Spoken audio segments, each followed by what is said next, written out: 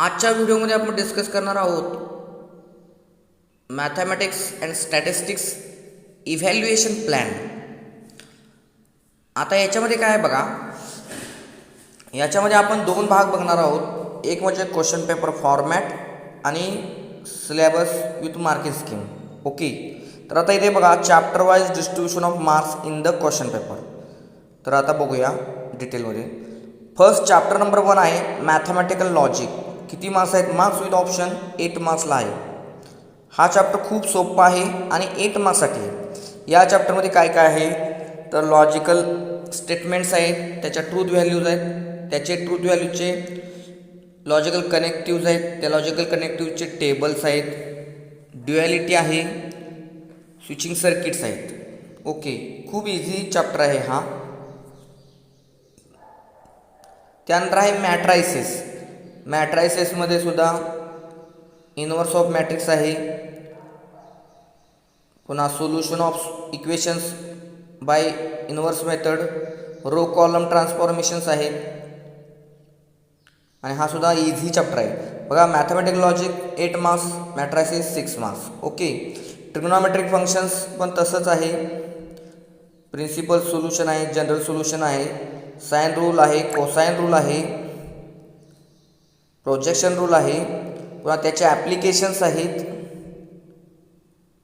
पुन्हा inverse trigonometric functions आहेत, त्याचे ॲप्लिकेशन्स आहेत. आणि हा 10 मार्क्सचा चॅप्टर आहे. पार्ट 1मध्ये हा मोठा चॅप्टर आहे. Okay, trigonometric functions 10 mark. Pair of straight lines 6 marks. Pair of straight lines किती मार्क्सला आहे? 6 मार्क्ससाठी पेअर ऑफ स्ट्रेट लाईन्स आहे. ओके, आता हा जो पेअर ऑफ स्ट्रेट लाईन्स हा जो चॅप्टर आहे तो 11वीचा जो चॅप्टर आहे स्ट्रेट लाईन्स त्याच्यावर आधारित आहे. त्यामुळे जर आपल्याला 11वीचं स्ट्रेट लाईन्स येत असेल तरच 12वीचा पेअर ऑफ स्ट्रेट लाईन्स येऊ शकतो. Okay, pair of straight lines 6 marks.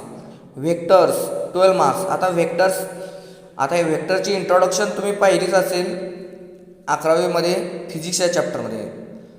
Okay, तर व्हेक्टर्समध्ये परत 2 पार्ट पडतात. एक 2 डायमेन्शनल आहे आणि 3D जॉमेट्री आहे. हा चॅप्टर 2 चॅप्टरचा चॅप्टर आहे ॲक्च्युली. एक व्हेक्टर्स आहे 2 डायमेन्शनल आणि 3D जॉमेट्री 3 डायमेन्शनल, असं 2 ह्याचा हा चॅप्टर मिळून 12 मार्क्सला हा चॅप्टर आहे. सर्वात मोठा चॅप्टर आहे हा, 12 मार्क्सचा चॅप्टर व्हेक्टर्स. आता या व्हेक्टर्समध्ये काय आहे? डॉट प्रोडक्ट आहे, क्रॉस प्रोडक्ट आहे, पुन्हा याचे ॲप्लिकेशन्स आहेत, पुन्हा बॉक्स प्रोडक्ट आहे, याचे ॲप्लिकेशन आहे. तसंच 3D जॉमेट्रीमध्ये 3D जॉमेट्री म्हणजे काय, त्याचा कसा उपयोग केला जातो हे 3D जॉमेट्रीमध्ये दिलेलं आहे. अशा तऱ्हेनं हा 12 मार्क्सला चॅप्टर आहे. लाईन अँड प्लेन हा चॅप्टर 10 मार्क्ससाठी आहे. लाईनवर 5 मार्क आणि प्लेनचे 5 मार्क्स. लाईन अँड प्लेन या चॅप्टरवर प्रॉब्लेम्सच असतात 99%. व्हेक्टर्स या चॅप्टरमध्ये थिअरम आहेत, पेअर ऑफ स्ट्रेट लाईन्समध्ये थिअरम आहेत, ट्रिग्नोमेट्रिक फंक्शन्समध्ये थिअरम आहेत. ओके, त्यानंतर आहे लिनियर प्रोग्रॅमिंग LPP. हा चॅप्टरसुद्धा खूप महत्त्वाचा आहे. 4 मार्क्सचा प्रॉब्लेम, एकच प्रॉब्लेम येतो पण 4 मार्क्ससाठीच येणार. LPP linear programming. आता या चॅप्टरमध्ये काय आहे तर एखादं इक्वेशन मॅक्झिमाइज किंवा मिनिमाइज एखादं फंक्शन कसं करावं बाय युजिंग सम कन्स्ट्रेंट्स, म्हणजे by using some conditions given in the problem कसे करावे आणि त्याचा उपयोग करून रिअल लाईफमधले जे प्रॉब्लेम्स आहेत, बिझनेस प्रॉब्लेम, ते प्रॉब्लेम कसे सॉल्व करावेत हे याच्यामध्ये काय केलं जातं, आपल्याला शिकावं लागतं. असा हा चॅप्टर आहे. येते लक्षात तुमच्या?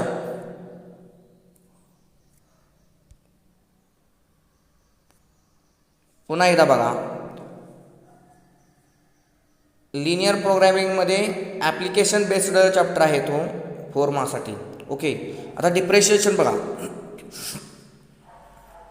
Differentiation 9 marks. आता तुम्हाला मी सांगितलं होतं डिफरन्शिएशन म्हणजेच डेरिव्हेटिव्ह. हा चॅप्टर 9 मार्क्ससाठी आहे आणि तुम्हालाही मी सांगितलं होतं की हा चॅप्टर 11वीमध्ये त्याचं इंट्रोडक्शन आहे फक्त, 12वीमध्ये हा फुल चॅप्टर आहे. तर 11वीमध्ये जे आपण शिकलेलो आहोत त्याचाच उपयोग पुढे 12वीच्या चॅप्टरमध्ये आपण करणार आहोत.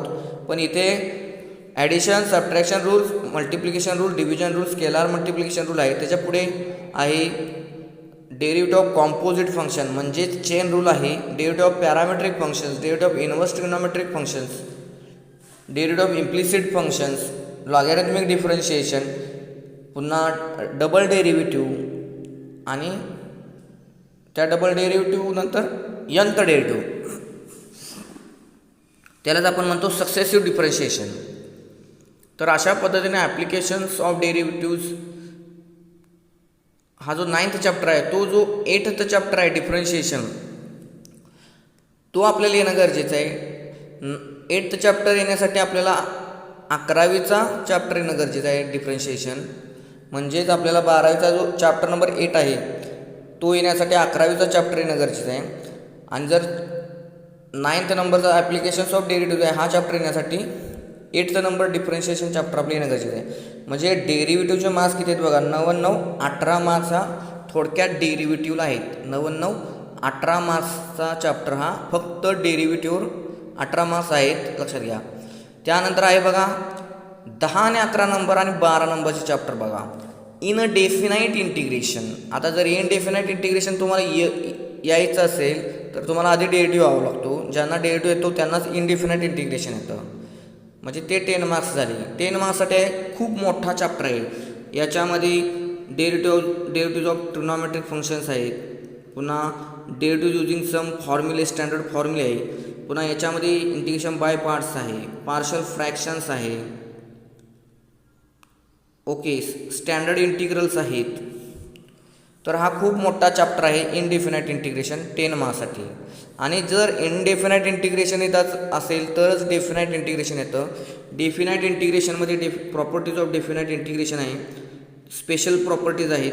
त्याचबरोबर जे इनडेफिनाईट इंटिग्रेशनमध्ये जे टाईप शिकतो आपण तेच टाईप परत डेफिनाईट इंटिग्रेशनमध्ये येतं. इंटिग्रेशन बाय पार्ट्स येतो, पार्शल फ्रॅक्शन येतं, ओके. आणि त्यानंतर आहे application of definite integration. Application of definite इंटिग्रेशनमध्ये आपल्याला एकच ॲप्लिकेशन आहे, area under the curve. Area under the curve म्हणजेच area between one curve, area under one curve, area between two curves, okay. म्हणजे दोन पॅराबोलामधील एरिया किंवा एक area of circle, area of ellipse, अशा टाईपचे प्रॉब्लेम्स काय असतात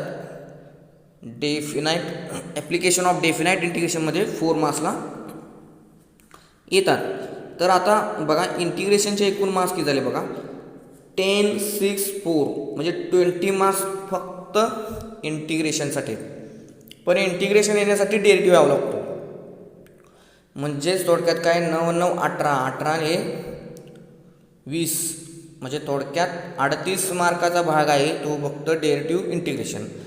आता पुढचा जो चॅप्टर आहे तो बघा काय आहे. पुढचा चॅप्टर बघा differential equations, chapter number 13 differential equations, 8 marks. बघा डिफरन्शियल इक्वेशन्स म्हणजे काय असतं तर डेरिव्हेटिव्हपासून तयार झालेली इक्वेशन्स, डेरिव्हेटिव्हपासून तयार झालेली जी इक्वेशन्स असतात त्याला डिफरन्शियल इक्वेशन्स म्हणतात.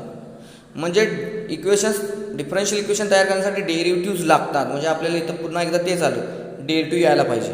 आणि दिलेलं डिफरन्शियल इक्वेशन सॉल्व करणं म्हणजे त्यांचं इंटिग्रेशन्स घेणं. म्हणजे पुन्हा काय आलं, पुन्हा इंटिग्रेशन घ्या.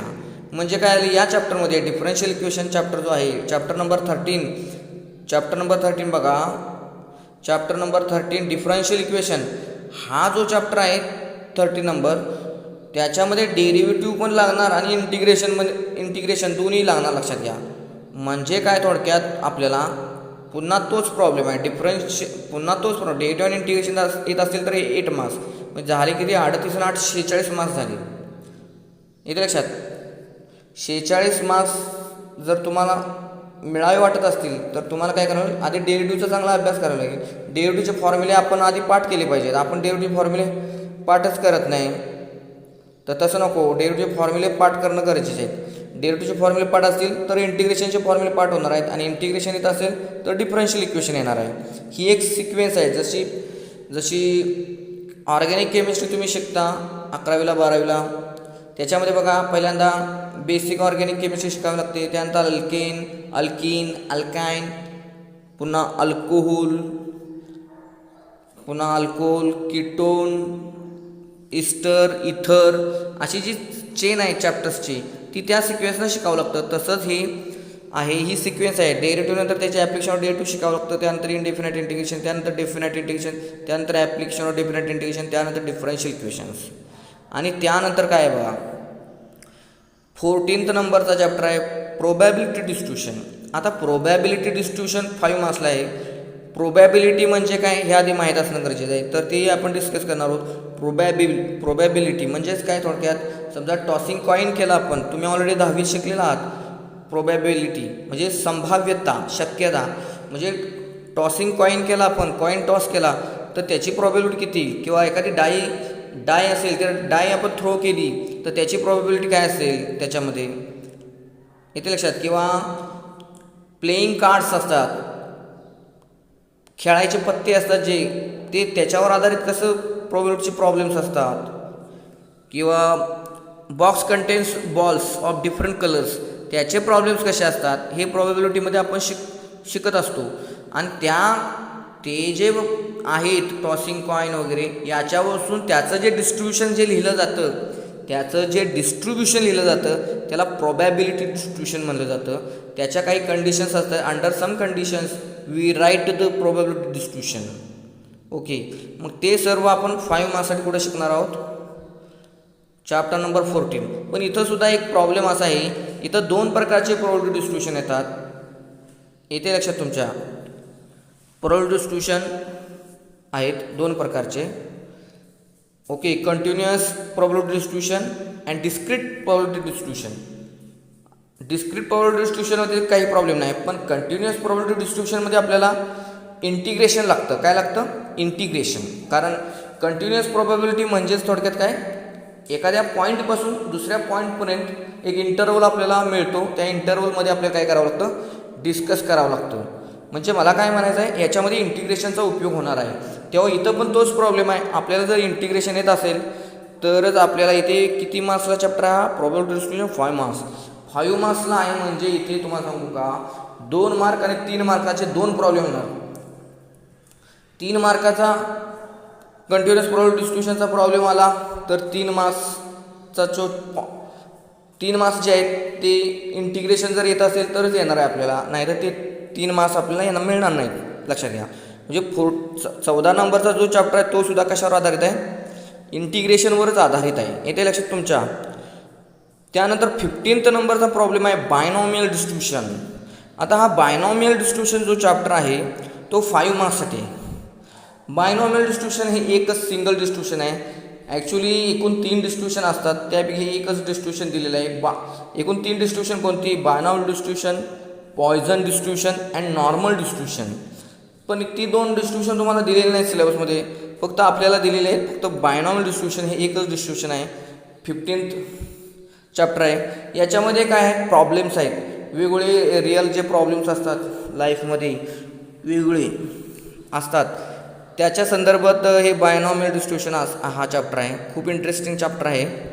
तर अशा पद्धतीने हा सिलेबस आहे. विथ मार्क्स विथ ऑप्शन आहेत.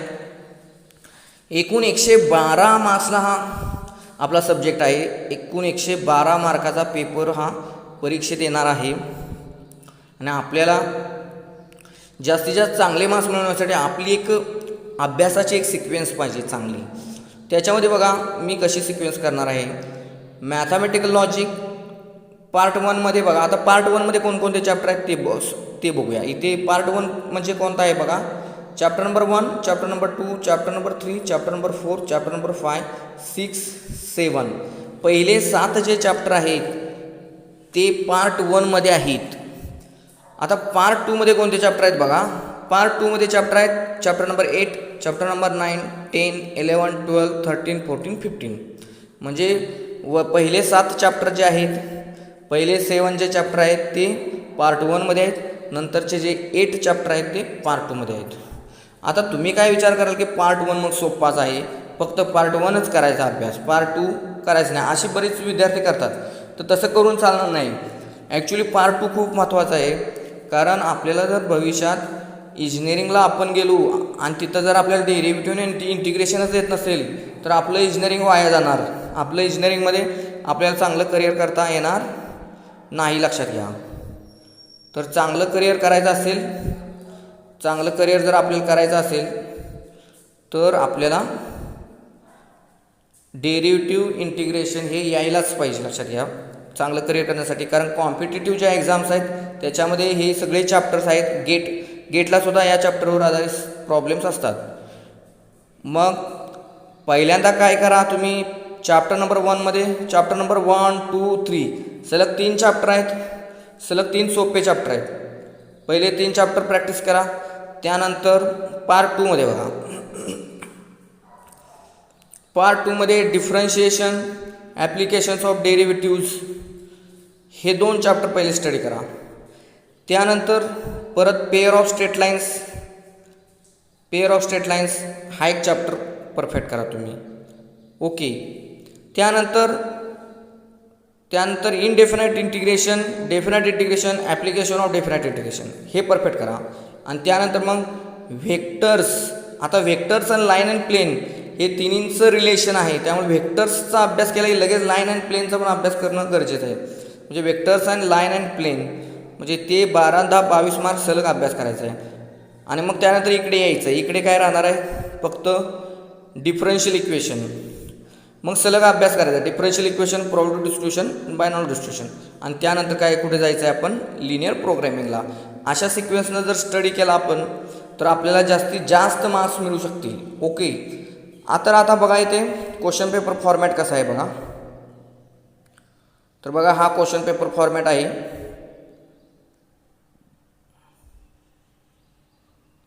बघा क्वेश्चन पेपर फॉर्मॅट काय आहे बघा. Theory written examination 3 hours 80 marks आहेत. प्रॅक्टिकल एक्झामिनेशन 1 hour 20 मार्क्स आहेत. टोटल 100 मार्क्स आहेत. ओके. तर याच्यात question paper pattern for the theory exam. तर बघा सेक्शन 1 मध्ये 2 पार्ट येतात क्वेश्चन टाईप. एक मल्टिपल चॉईस क्वेश्चन्स, त्याला आपण MCQ म्हणतो, तो क्वेश्चन नंबर 1 आहे. त्याच्यामध्ये एकूण 8 MCQ येतात. 8 MCQ येतात. Total marks 16. एक MCQ 2 मार्क्ससाठी. एकूण 8 MCQ. टोटल मार्क्स किती झाले, 8 2 16. ओके. मार्क्स विथ ऑप्शन पण 16च. त्याच्यातच सेक्शन एमध्ये व्हेरी शॉर्ट आन्सर क्वेश्चन्स म्हणजे क्वेश्चन नंबर 2. म्हणजेच क्वेश्चन नंबर 2 मध्ये परत 4 प्रॉब्लेम असतात. 1, 2, 3, 4. प्रत्येक प्रॉब्लेम हा 1 मार्कासाठी आहे. टोटल मार्क्स झाले 4 मार्क्स. मार्क्स विथ ऑप्शन पण 4. ओके. इथं एक्स्ट्रा कुठलाही प्रॉब्लेम नाही. ओके. तर 16 4 किती झाले 20 म्हणजे 20 marks. Section A 20 marks. Section B बघा, शॉर्ट आन्सर क्वेश्चन्स. तो आहे question number 3 to question number 14. म्हणजे एकूण किती झाले, किती 12 क्वेश्चन आहेत. एकूण 12 क्वेश्चन असतात. 8 out of 12 क्वेश्चन्स. पण आपल्याला किती सॉल्व करायचे, फक्त 8च क्वेश्चन. टोटल मार्क्स आहेत 16. म्हणजे इथं हे जे क्वेश्चन आहेत सेक्शन बी मध्ये 2 मार्क्स क्वेश्चन आहेत. काय आहेत, 2 मार्क्स क्वेश्चन आहेत. असे 8 प्रॉब्लेम आपल्याला सॉल्व करायचे असतात. 12पैकी 8 प्रॉब्लेम्स 2 मार्क्ससाठी आहेत. एकूण झाले मार्क्स किती आपले तिथे 8 2 16. ओके. आणि विथ ऑप्शन 24. त्यानंतर सेक्शन सी मध्ये शॉर्ट आन्सर क्वेश्चन्स आहेत. आता शॉर्ट आन्सर क्वेश्चन्स जे आहेत ते question number 15 to question number 26. त्यामध्ये पण तसंच 8 out of 12 क्वेश्चन्स. एकूण 12 क्वेश्चन्स दिलेले असतात. त्यातले 8 क्वेश्चन आपल्याला सॉल्व करायचे आहेत. तर ते किती मार्क्सला आहेत, एक क्वेश्चन 3 मार्क्ससाठी आहे. त्यामुळे 3 8 जा 24 मार्क्ससाठी आहे. With option 36 मार्क्ससाठी. आता सेक्शन डी मध्ये बघा, section D long answer questions. Long answer questions आहेत म्हणजे 4 मार्क्स क्वेश्चन. सेक्शन डी मध्ये 4 marks question. Question number 27 to question number 34. म्हणजे किती 5च सॉल्व करायचे आहेत. 5 out of 8 क्वेश्चन्स. तर हे आहेत किती मार्क्ससाठी, 5 4 जा 20 मार्क्ससाठी. विथ ऑप्शन आहे 32. म्हणजे टोटल किती झाले बघा, total marks 80 marks. Marks with option 112 marks. म्हणजे इथे लक्ष द्या, इथे मल्टिपल चॉईस क्वेश्चन्स आहेत 8 ते, आणि सेक्शन बीमध्ये शॉर्ट आन्सर क्वेश्चन आहेत ते पण 2 मार्क्ससाठीच आहेत 8. म्हणजे 2 मार्क्सचे जे क्वेश्चन आहेत ते एकूण किती आहेत 8 आणि 8 16, म्हणजे 16 दुनी 32 मार्क्ससाठी आहेत. किती 16 दुनी 32 मार्क्ससाठी हे 2 मार्क्स क्वेश्चन आहेत. म्हणजे थोडक्यात CET लेवलचे जे प्रॉब्लेम्स आहेत ते 2 मार्क्ससाठी आहेत सगळे. ओके, आता लक्षात घ्या, आता तुम्ही ज्यावेळी MCQचा स्टडी करत असता, तुम्ही डेली MCQचा स्टडी जर केला तर तुम्हाला इथले पण MCQ कव्हर होतील आणि CETचे सुद्धा MCQ कव्हर होतील.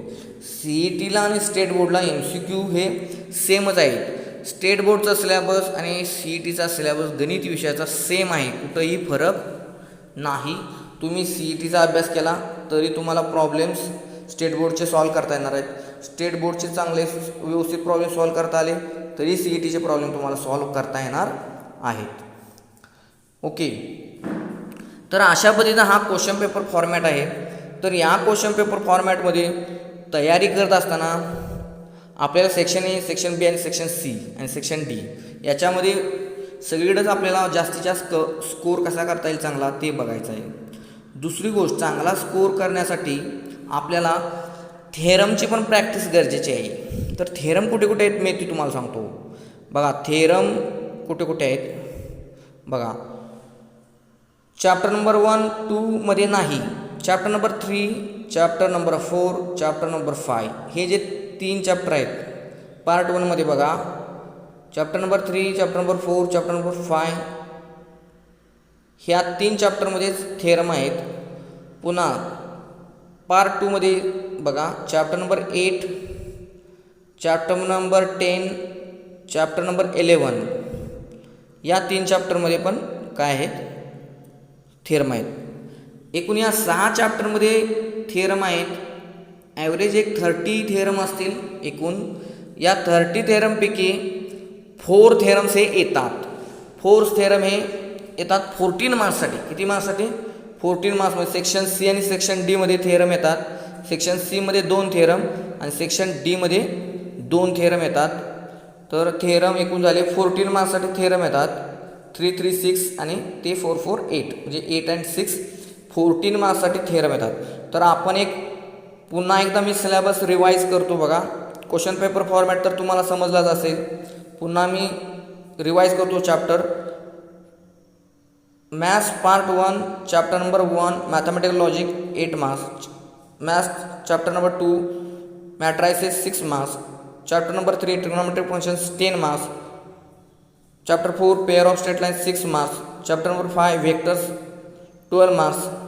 Chapter number 6 line and plane 10 marks. Chapter number 7 linear programming 4 marks.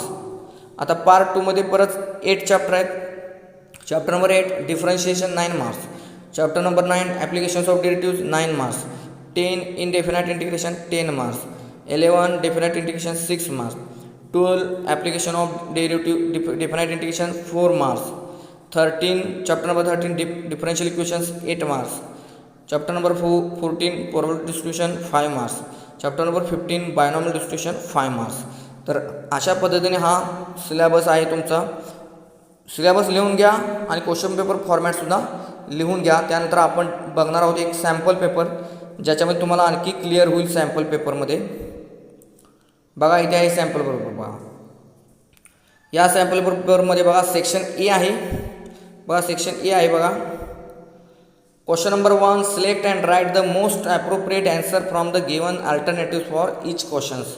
बघा 16 मार्क्ससाठी आहे प्रत्येक क्वेश्चन. बघा प्रत्येक MCQ 2 मार्क्ससाठी आहेत. 4 ऑप्शन दिलेले आहेत. म्हणजे याच्यात कोण बनेगा करोडपतीसारखेच आहे. तुम्ही जर करेक्ट ऑप्शन सिलेक्ट केला तर तुम्ही करोडपती बनाल, नाहीतर तुम्हाला चांगले मार्क्स मिळणार नाही.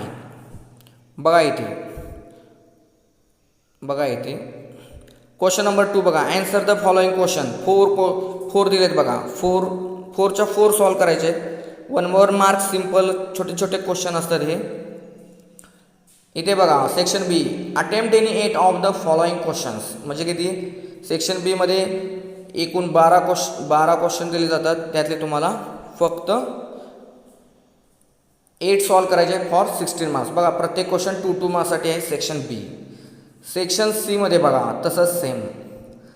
सेक्शन सी बघा, attempt any 8 of the following questions for 24 marks. प्रत्येक क्वेश्चन बघा, क्वेश्चन नंतर बघा लिहिलेलं आहे प्रत्येक क्वेश्चनच्या समोर 3 मार्क्स.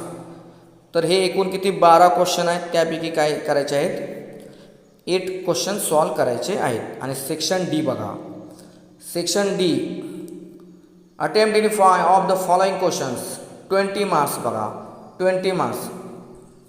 प्रत्येक क्वेश्चन समोर 4 लिहिलेलं आहे बघा. आणि याच्यात काय केलेलं आहे बघा, प्रत्येक क्वेश्चन समोर 4 लिहिलेलं आहे. याच्यामध्ये पण काय करायचं आहे आपल्याला, फक्त 5 सॉल्व करायचे आहेत. एकूण किती दिलेले आहेत 8 क्वेश्चन्स दिलेले आहेत. ओके, आता त्यानंतर याच्यामध्ये थेरमचा विचार करूया. थेरम बघा, आता तुम्हाला मी म्हणलो होतो प्रत्येक सेक्शन सीमध्ये बघा, सेक्शन सीमध्ये थेरम कुठे आहे मी मला सांगतो. क्वेश्चन नंबर 17 बघा, क्वेश्चन नंबर 17 हा थेरम आहे 3 मार्क्ससाठी. क्वेश्चन नंबर 21 बघा, तो सुद्धा थेरम आहे 3 मार्क्ससाठी. ओके, क्वेश्चन नंबर 17 बघा जो आहे तो थेरम आहे वेक्टरचा. क्वेश्चन नंबर 21चा जो थेरम आहे तो आहे थेरम डेरिव्हेटिव्हचा 3 मार्क्ससाठी. ओके, आता पुढे जाऊया. सेक्शन डीमध्ये बघूया थेरम. सेक्शन डीमध्ये बघा, question number 29 if theta is the acute angle between the lines. म्हणजे हा कोणता चॅप्टर आहे, पेअर ऑफ स्ट्रेट लाईन्स, त्याच्यावर आधारित हा थेरम आहे. Question number 29. पुन्हा बघा question number 32 if x equal to 5 of T is a differential function of T then prove that integral F of X dx.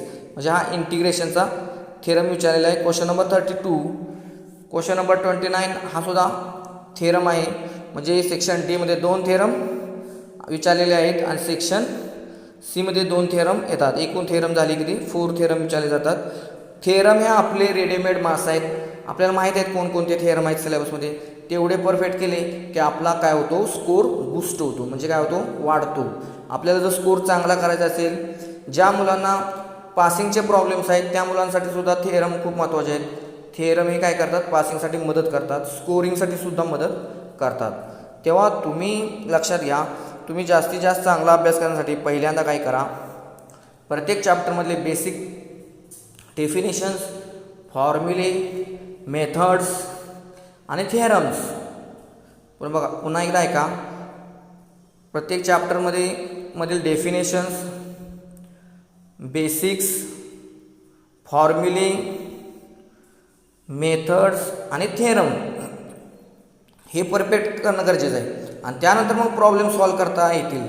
Otherwise problem solve करता येणार नाही. तुम्ही फक्त फॉर्म्युले वाचलेत आणि प्रॉब्लेम सॉल्व करायला बसलेला आहे, फॉर्म्युले पाठ नाहीत, तर तुमचे सॉल्व केलेले प्रॉब्लेम्स हे सगळे वाया जाणार आहेत. बघून सॉल्व केले असतील किंवा न बघता सॉल्व जरी केले असले तरी ते वायाच जाणार आहेत, कारण तुम्हाला न बघता येणारच नाहीत. फॉर्म्युले पाठ असतील, मेथड सगळ्या पाठ असतील, थेरम पाठ असतील तरच तुम्हाला चांगल्या पद्धतीनं प्रॉब्लेम सॉल्विंग जमणार आहे. ओके, तर लक्षात घ्या, अशा पद्धतीने काय करा, तुम्ही छानपैकी काय करा अभ्यास करा. ओके.